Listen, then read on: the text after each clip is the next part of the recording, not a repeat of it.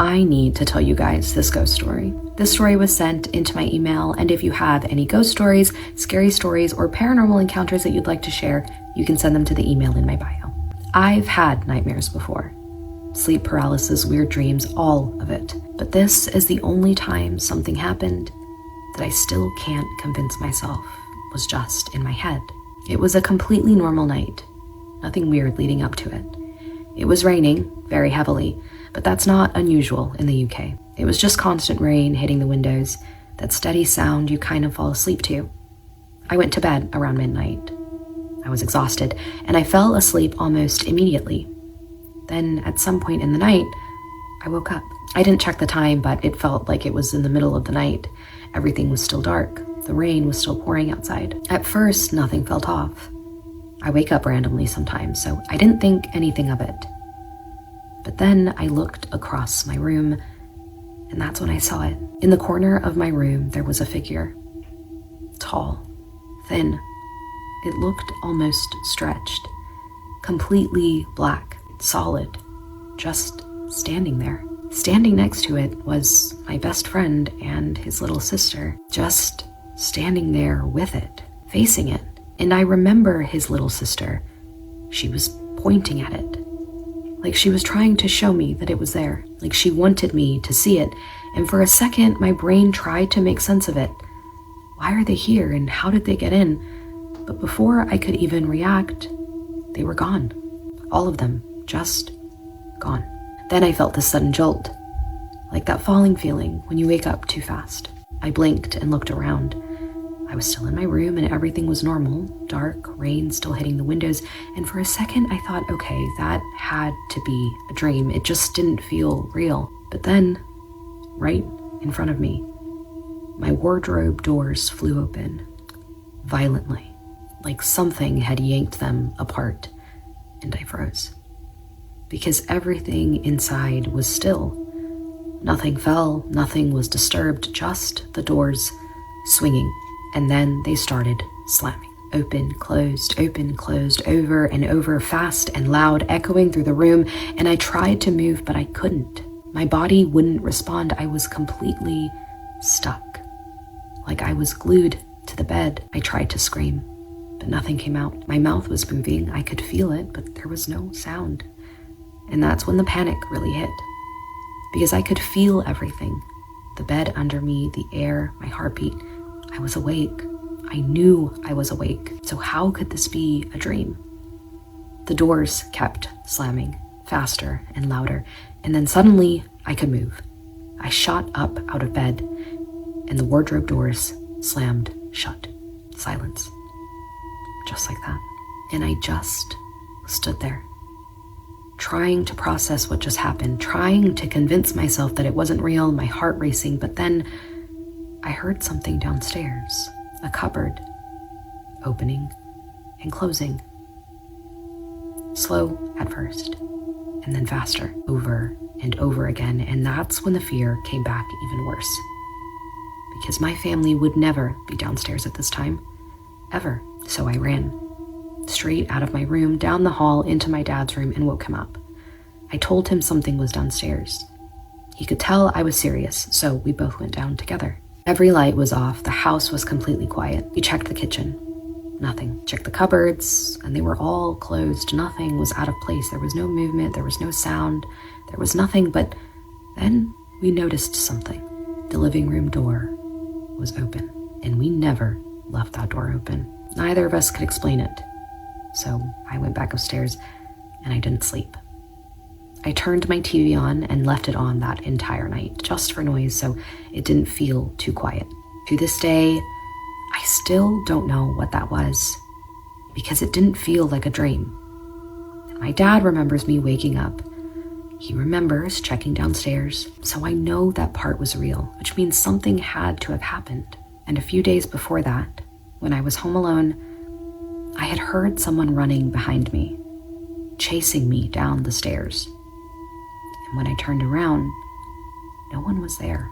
So now I can't tell what's worse.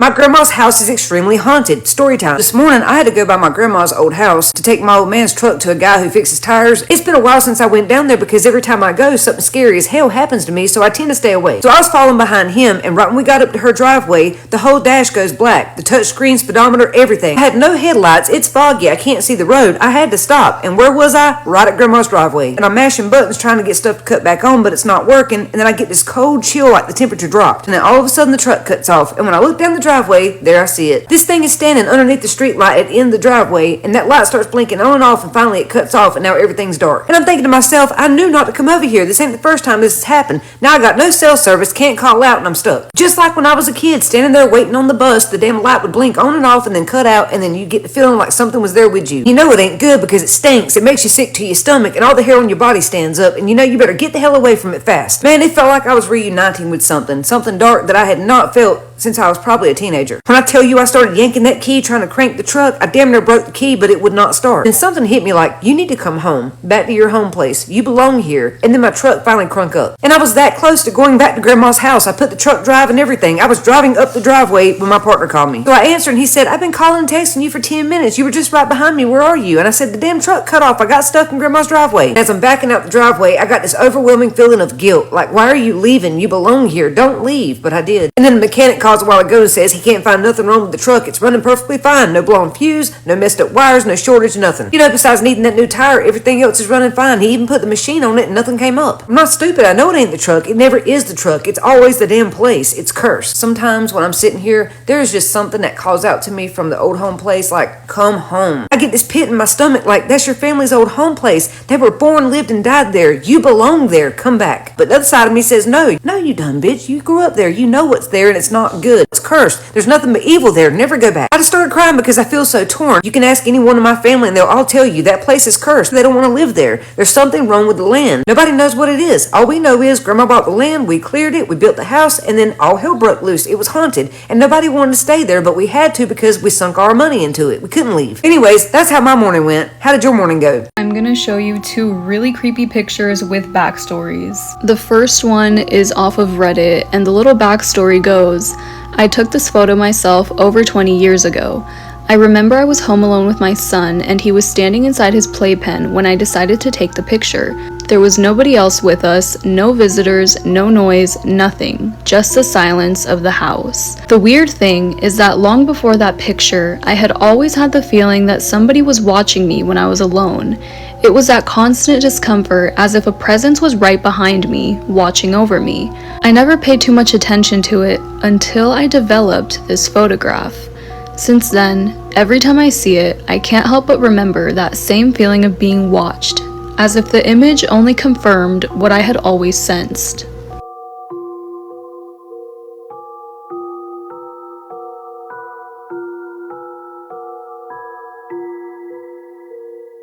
This next picture was sent in by one of my followers, and the backstory goes, one night in Germany, my brother and one of his friends were walking and stopped near a church.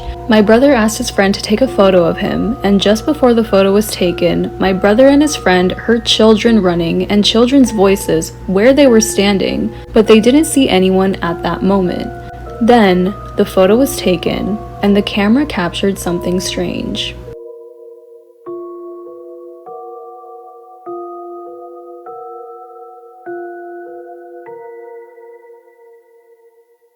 I think at some point we all grew up scared of the basement as kids, but this story scared me as an adult. The story takes place about 10 years ago when I was living in Lancaster, Pennsylvania, and I was in a recovery house with about 6 other women. If you're new here, I am in recovery from addiction, and I tell insane stories of my life. More specifically, it was me and a bunch of other girls. We were all living in the same house, and one night I was cooking dinner in the kitchen, and I kept hearing something down in the basement. Some of the pipes down there would leak, so it was kind of normal to hear like dripping sounds, but it almost sounded like you could hear like like almost like somebody was walking down there, or sometimes you would hear something falling over. We actually went down there a couple of times to check it out, and those times we actually never found anything. But one night when I was cooking dinner for all the girls in the house, I remember hearing a weird noise down there, and then the house cat that we had was down there and came flying up the steps in fear. We all know when a cat starts acting weird, something's up. At that point, all the girls were like, Sparrow, we need to go down there. We need to check out what the hell this is. So we all actually went down there together to be safe, and we didn't find anything like serious, but we did find a couple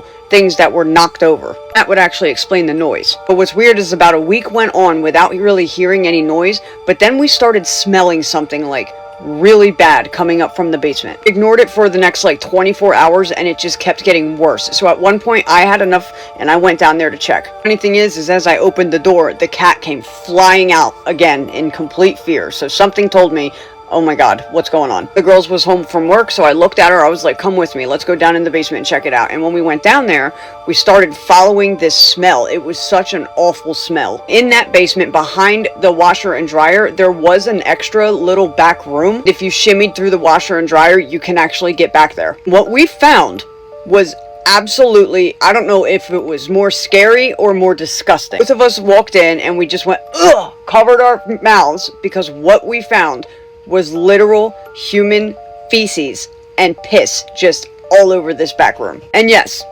some of it was fresh. As we all started thinking about it, we were like, dude, there has been some weird noises going on. There has been some things being like, we don't know if we were being paranoid about things going missing in the house, but certain things being tampered with. But you guys tell me what you think down in the comments, because this is similar to the story that I had in Asheville about the frogger. So I don't know if this was a frogging scenario or if it was just a homeless person that would like kind of creep out in our basement just to stay warm at night or something and then leave during the day. Either way, it's still kind of like frogging, and it's still scary as hell. If you have any scary stories or any type of story you would like me to tell, please put them down in the comments. I would love to read them and tell them for you. But follow from... This girl emailed me saying that there was something inside of her house that was mimicking her and her family, that she thinks was trying to trade places with her. So we're gonna call this girl Sammy for the story. Sammy said that she's never really told anyone this story because it sounds so ridiculous, but it's something that happened to her a few years ago in her house that still haunts her to this day. So her mom is a nurse, and so her mom would sometimes pick up random shifts at night, and so on this night, her and her sister were just home alone. Her sister's name, we're gonna call her Cindy. So her mom goes to work, and a little bit later, Sammy is in her room, and she's just chilling on her phone. She's kind of watching TV at the same time, and her sister Cindy had already gone to bed. Around 11ish, she hears the front door open downstairs, and when you live somewhere for long enough, you kind of just know the sound of the front door opening, right? It sounded exactly like that, the latch and the little creak that it always made. So she just assumes that her mom had gotten home early, and she was right, because a couple seconds later, she hears her mom go, Sammy. Just normal, the way she always said it. So that's when Sammy shouts back, yeah, but her mom doesn't say anything back. So she waits for a couple seconds to see if she's going to say anything back, and she doesn't. So she assumes that she just goes into the kitchen, and then bzzz, her phone goes off. So she picks up her phone, she looks at the text message, and it's a text from her mom. So she opens up the text, kind of wondering why her mom is texting her while she's down in the kitchen, and it says, I'm running late, I won't be home for an hour. And Sammy's stomach just dropped. She knows that she heard that front door open, and she knows that she heard that voice. So because Sammy was just born differently, she decides that she's gonna get up and she's gonna go see if her mom is downstairs. So she gets up and she goes to the top of the stairs to look down, and the whole downstairs is pitch black. So Sammy's just standing there horrified when Cindy comes out of her room, and she looks half asleep, and she's like, did mom just tell us to come downstairs? And that's what Sammy just kind of looks at her and goes, no, she's not home yet. So Cindy just stares at her for a second. She's just standing there when she finally says, then who called my name? Well, interestingly enough, they both decide that they're just going to laugh this off because they didn't really know what else to do. But Cindy decides to go into Sammy's room with her, and they're just going to watch TV. About 5 minutes pass when they start to hear something. Someone is moving around downstairs. Actual footsteps. Not loud, but definitely someone walking around in the kitchen. So they both just stop talking and listen. And then a couple seconds later, a voice comes from the bottom of the stairs in their mother's voice, and it says, girls. Sammy said that something about this voice was off. She doesn't really know how to explain it. It sounded right, but then also off. And I hear this a lot when I get these stories. And that's when she hears it. Sammy. But in her own voice. Exactly like her voice. Same tone, same everything. And they just sat there completely quiet. Neither one of them moved a muscle. And they hear, don't. Slowly footsteps coming up the staircase, and they stop right outside of Sammy's door. Then they just hear someone knocked 3 times on Sammy's door. Then, Sammy, open the door. This time in her mom's voice. Sammy doesn't say anything. About a minute passes, and they hear the actual front door downstairs open. And that's when they hear from downstairs, girls, I'm home. and that thing outside of the door just stopped moving, completely silent. Then they heard footsteps walking down their hallway away from their room, but they did not go downstairs. They went toward the attic hatch at the end of the hallway. They end up telling their mom, and their mom checks the entire house, and she's like, listen, I checked everywhere. Nothing is here. Well, later that night, they're all sitting in the living room, and they're just watching TV when they hear something coming from the ceiling above them. Sammy, in her mom's voice. Quiet, but clear. For a long time, nothing like that happened again, and so they all just kind of convinced themselves that it was their minds playing tricks on them. But something happened a few months ago that brought this all back. But one night, it's around 1 a.m., and she's just laying in bed, and she's just scrolling on her phone, and her door is open, and the hall light is on. Cindy's room is right across from hers, and she hears Cindy's door open, and then she sees Cindy's shadow pass by her door. She assumed that she was going to the bathroom or going to get a drink or something, but she thought it was kind of weird because the way that Cindy was walking was super slow. She was walking very slowly past her door. Now, she just saw her out of the corner of her eye, but it definitely looked like her. Same height, same long hair. So she goes, Cindy? She didn't answer. She just keeps walking down the hallway. So she assumes that maybe she has headphones in or something, so she decides that she's going to get up and follow her. But when she walks out into the hallway, nobody is there. Completely empty. She even checked the bathroom thinking that maybe she went in there and she just didn't see her, but the light was off and nobody was in there. That's when she started to feel that same weird feeling that she felt before. So she goes over to Cindy's door and she slowly pushes it open. She's in her bed, completely asleep, under her covers. And her phone was just sitting on the table next to her. Now at this point, she's just kind of standing there for a second looking at her because she's trying to think if her brain just imagined her walking down the hallway. Then Cindy moves slightly in her sleep and she mumbles something. And then from somewhere above the hallway, she hears quiet footsteps as if something is shifting their weight. It was right above the attic hatch. She said that she did not sleep well that night. Sammy doesn't live there anymore, but she says that every once in a while she'll stay there and she'll hear quiet footsteps on the landing, or she'll hear someone quietly say her name. When she moved out, she did a bunch of research on the house and the occurrences that she was having because she was clearly confused about why this was happening, and she also wanted to know why it was targeting her. The only answer that the deep wormhole of Google gave her was that it was a mimic. It possibly wanted to trade places with her, and she said that even saying that makes her eyes water. She says that now whenever she visits her mom and Cindy, that she's always drawn to the upstairs, but fear throws reality at her real quick, which she supposes is quite fortunate. There come a time now where she does no longer spend the night there. Whenever she has to watch her sister, she now comes to her house. She said that one final strange thing is that her dog is a fluffy brown border collie that loves everyone. But whenever she has her sister over at her house, he'll bark, cower, and growl, almost like he knows the darkness that she's living in, she said. So what did you guys think of that story? It always freaks me out so much when I get these stories about mimics and they change voices. And especially when they change into your own voice. Imagine hearing your own voice say something to you from the other side of the door. Oh my gosh. And telling you to open the door. It's all too much. I seriously and genuinely do not know what I would do. I've never experienced a mimic myself, but as you guys know, if you watch my stories, all of them, you know that my mom has one, or she has some type of doppelganger or something, because both my stepdad and father have seen her, physically seen her with their eyes, and they didn't ever meet. I don't even think they ever met each other. Maybe once or twice they did, but they certainly never talked about those two things, and my mom didn't tell either of them the stories. So, and they were both genuinely terrified, my mom said, when these occurrences happened. So I know that this can be so terrifying. I just don't know firsthand, and I cannot imagine experiencing this. So tell me what you guys think of the story. What do you think it is? Do you think it was trying to trade places with her? That's a new one. I haven't heard that before. And do you think it was in fact a mimic? And also, what do you think the scariest part of the story was? I would like to know that as well. So drop all your thoughts, opinions, and suggestions down below in the comments. But as always, be respectful. You guys, there were so many disrespectful comments in my last video. If you have to leave disrespectful comments underneath a stranger's video, especially when it's not even my story, it's someone else's story, and you're being rude for no reason to a stranger, you need to look at yourself and figure out why you don't like yourself. Because it genuinely makes me feel bad when people do that, because it shows how little confidence you have in yourself. Just to post something on the internet in hopes that other people will see it and agree with you or laugh with you, or it's so low vibration, and I won't have it in my comments. And I really truly hope that you guys that are doing that you find some peace with yourselves. I'm sorry I do not have time for the shout outs, but I do want to apologize that I have not posted this much this week. I've been on a business trip in Miami and it has been very busy. So I will go back to normal posting schedule next week, but I will be posting tomorrow and I will be posting on Thursday as well and Saturday, so it'll be okay this week from now on, I think. But I love you guys so much. My name is Kaisa. I tell your paranormal experiences on here about 5 nights a week, so if you're into that, hit that follow button, and I just need you to do 3 things for me. What are those? Keep sending me your scary stories, have a safe night, and what's the third one? Stay with me, have a spooky night. Love you guys so much, my spooky babies. I'll see you in the next one.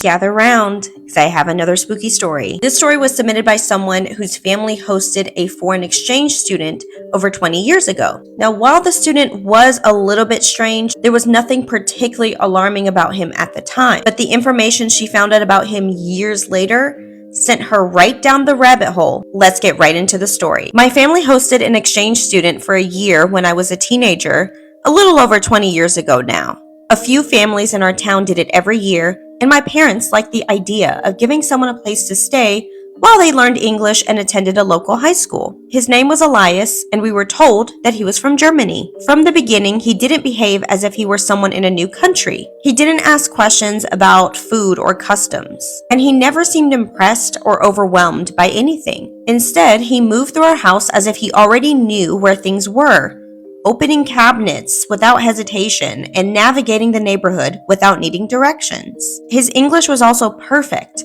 with no discernible accent. My parents just thought he was confident. I remember noticing it and feeling slightly uncomfortable, though I couldn't have explained why. But what stood out more was how often he seemed confused by things that should have been familiar. He struggled with basic technology in ways that didn't match his age. He stared at the microwave as if he had never seen one before. He flinched when the computer made noise during startup, and once asked me why it needed to, quote, announce itself. I wasn't sure what to make of his quirks, so I assumed the differences were cultural, or that he simply hadn't grown up with the same technology that I had. One night at dinner, my dad mentioned an upcoming election. Elias froze with his fork halfway to his mouth and asked what year it was. It wasn't casual curiosity. There was an urgency in his voice, like he needed to confirm something immediately. When my dad answered, Elias went quiet and didn't speak again for the rest of the meal. Later that night, my parents and I heard him crying softly in the guest room, repeating a phrase under his breath that we couldn't quite make out.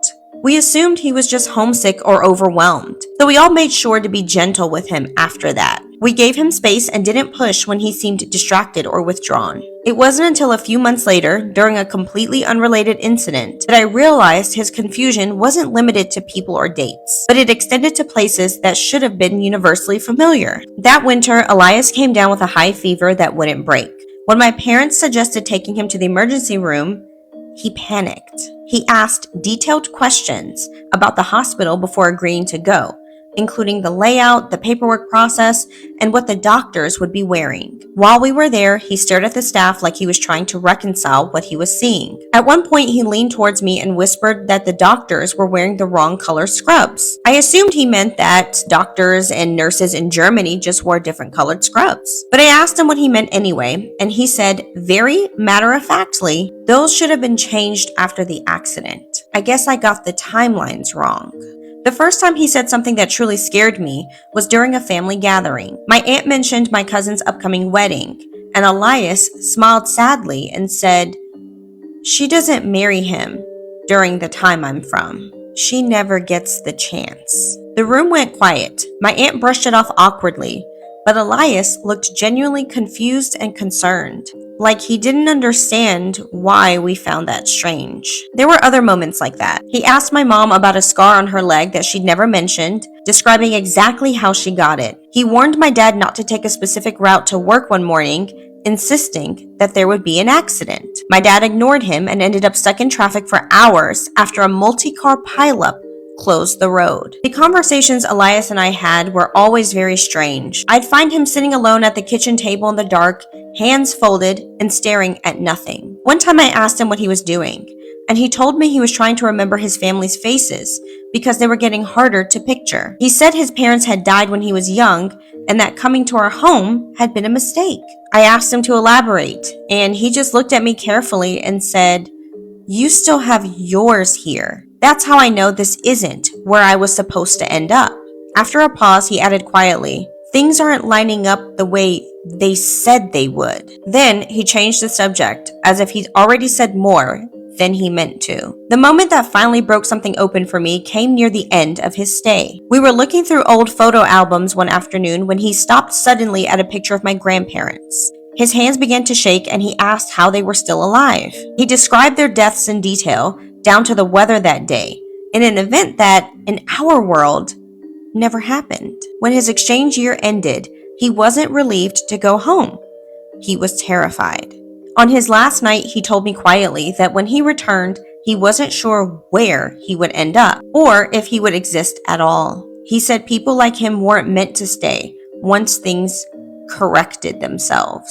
After he left, we never heard from him again. The organization who arranged his stay informed us that his family situation had changed and that he would not be maintaining contact. Years later, out of curiosity, I tried to look him up, but there were no records of him beyond that 1 year that he stayed with us. There was one more thing that I didn't discover until much later. About 3 years ago, my mom mailed me a box of old paperwork she'd been cleaning out of storage, including documents from when we hosted Elias. Inside was a copy of his exchange program file, the same one my parents had filled out when he arrived. Most of it was standard, but the emergency contact section caught my attention. The names listed for his parents were unfamiliar, which I expected, but the address wasn't. It was our address, not the one we lived at during his stay, but the house my parents moved into years later, long after Elias was gone.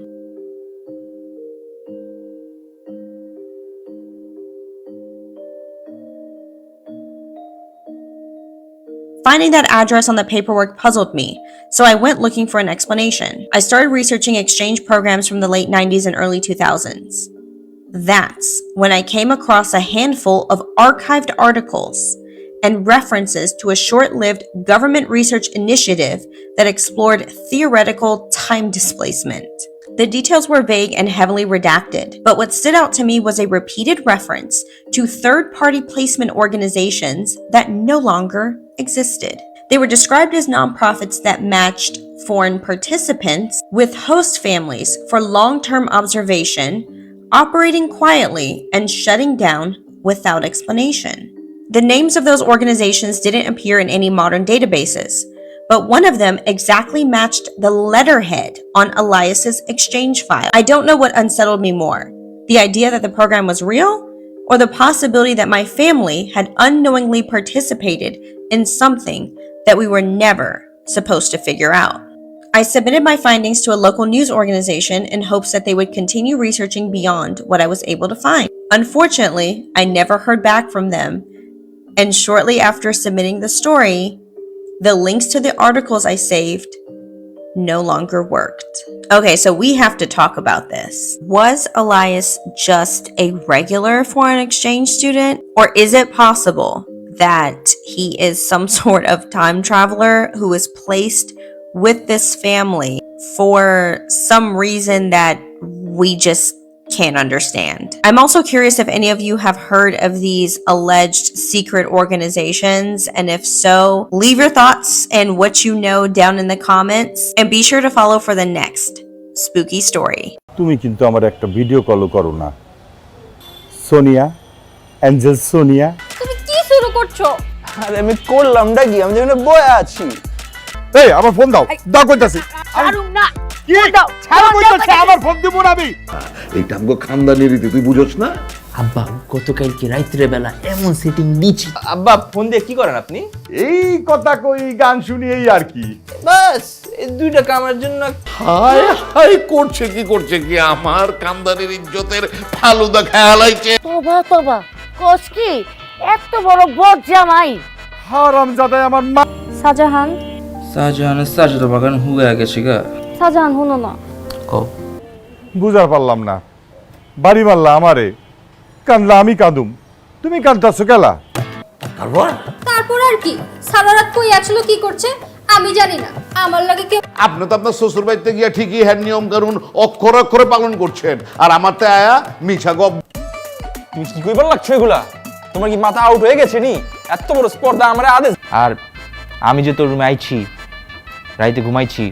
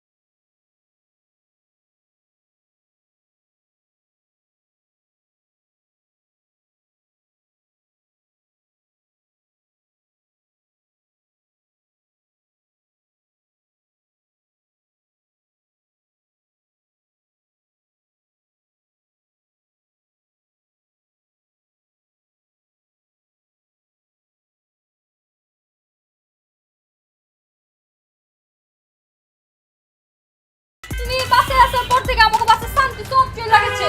আয় হায় খাইছে করছোটা কি তুমি? তুমি একটা video call করে পাঠাও please please. কবে আমগো দেখা করছেনটা কি এটা আব্বার লগে? এমন চিপা মাইটা দিয়েছেন, কেমন খানদান বউ? তারপর তো ভয় কাচে মুচু খায়া গেছে গা, তারপর আবার দুর্নাম করতে হইব। এই তোর কি তো দামি ফোন। আইসা বাবজান, রাইতে ঠিকঠাক মতো ঘুমাইছে তো নাকি বাসায় গিয়া আব্বাজান রে কইবেন? কি করছো যেটা তুই? বাজার রে বাজার যাও চুইছে আজকাই করছে। সম্মান সব পাঞ্চার করে দিছে। মাগার দোষ আমারও আছে, আমি একটু বেশি বাড়াবাড়ি করে ফেলছি। চলো না আমরা বাড়িতে ফিরে যাই। তুমি কি পাগল হয়ে গেছো নি? এটাই আমার বাড়ি এখনতে। চৌধুরী সাহেবের সাথে আমি কি কথা কইছি?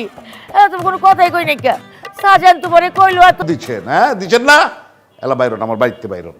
একটা হাসা করছেন আব্বাজান, আপনার পোলার এই বাড়ি থাকা কোনো বিতলামি করলে আমি তোরা ঘাড়াই, কিন্তু ভাবলাম আপনি তো একমাত্র পোলা, ঘাড়াইলে আবার দিলে চোট পাই। দিতাছো তুমি? শোনো, তোমাগো খানদানে যেমন কিছু নিয়ম আছে আমাগো খানদানেও আছে। এইসব ফাত্রা নিয়ম কেউ যেন জানবার না পারে, মনে থাকবো তো? তোর যে নতুন বাবি,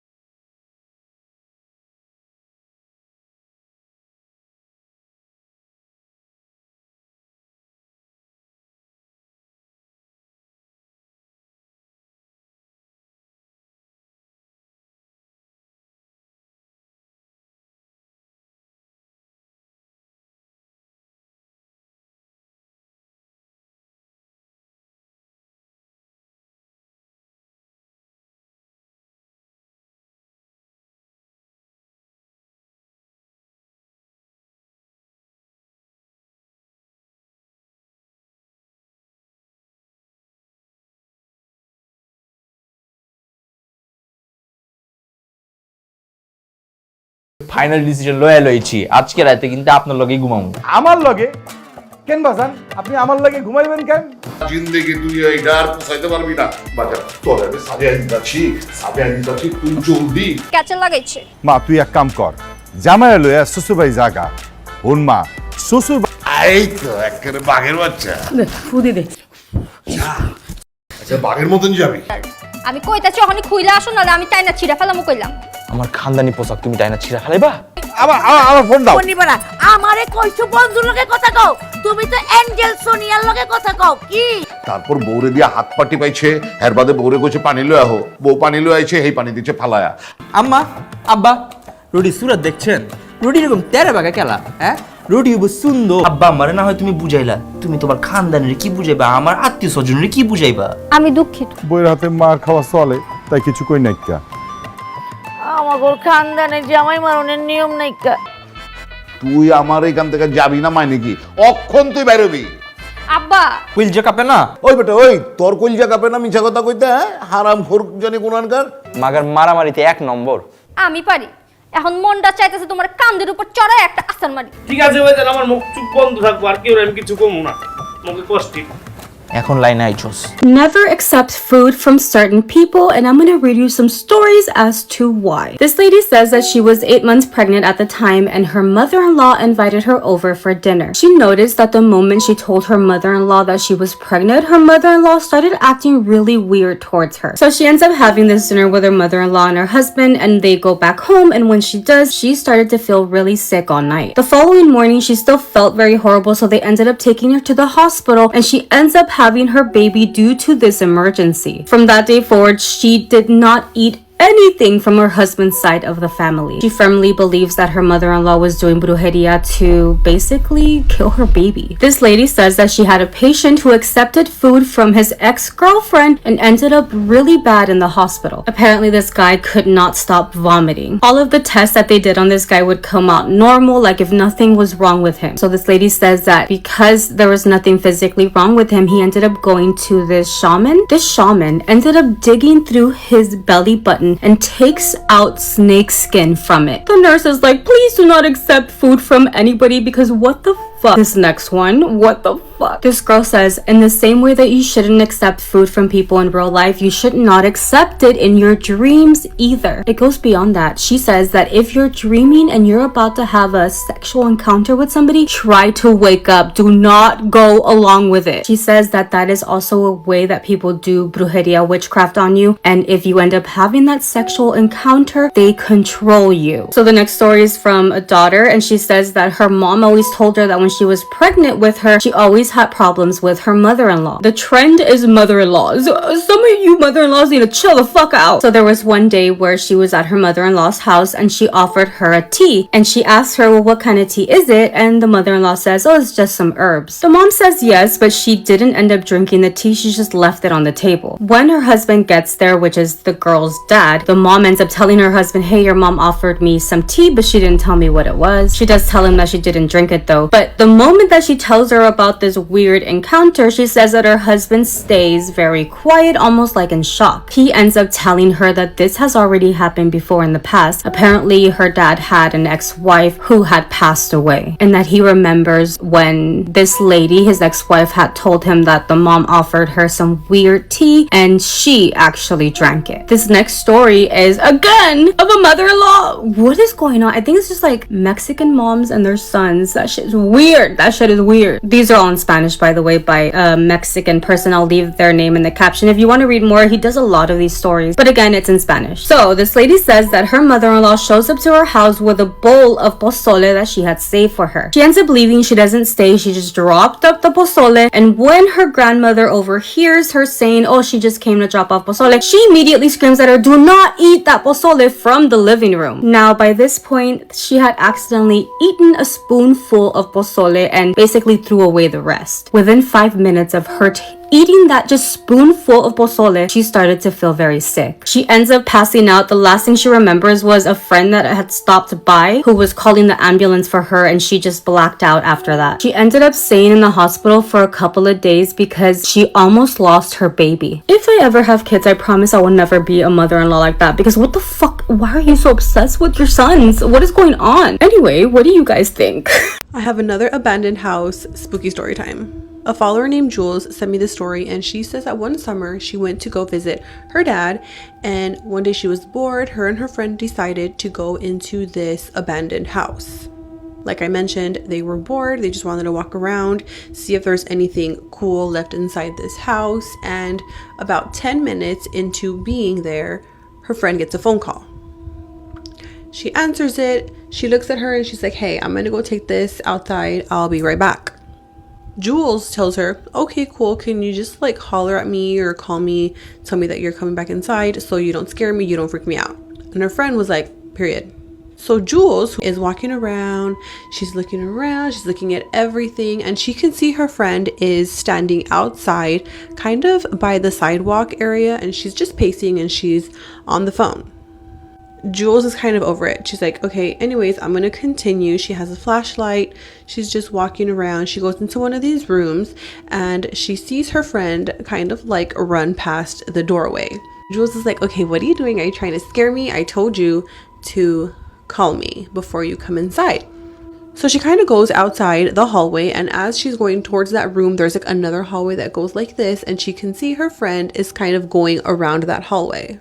Jules is telling her, okay, what are you doing? Where are you going? She's shining the light and it's a dead end. She's like, hello, where'd you go? Nobody there. Then she gets a phone call from her friend. She answers it and she's like, hey, I just came inside. Where did you go? And who were you talking to? I heard you talking to somebody. And Jules is like, what do you mean? I saw you pass by the room that I was just in. Was that not you? And her friend's like, no, I literally just walked inside the house. What's crazy is that Jules says that this literally looked exactly like her friend, wearing the same exact outfit. So now they're both kind of like roaming around the house trying to see, okay, who was in this house? There's nobody there. And as they're trying to leave, they literally see someone just like shoom, right past by them. Of course, they absolutely dip. They're scared. They're freaking out. And to this day, Jules says that she doesn't know what it was, what she saw, but she swears up and down that this was an exact replica of her friend. And her friend was like, obviously that wasn't me. I was outside the whole time. And where Jules followed, whatever this was, it was a dead end. There was nowhere for them to go. So yes, mimics are definitely real.